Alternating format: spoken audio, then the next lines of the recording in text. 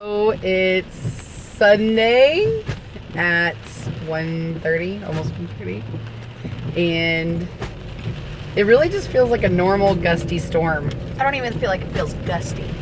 It was gusty earlier, but right now it's just kind of like a little bit more than drizzling. A few minutes ago it was barely drizzling. So, but Barry called and said that he thinks something happened with the tower service because he says he can't get a phone signal. But he called me. but it is Sprint. It is Sprint. Sprint sucks. So we're just kind of, 2 tornadoes touched down on 98, but I haven't seen any damage yet. We were just on 98. We can head that way. Yeah, let's do it.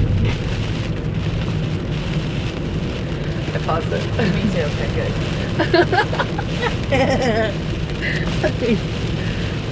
Ever, are you gonna say hi?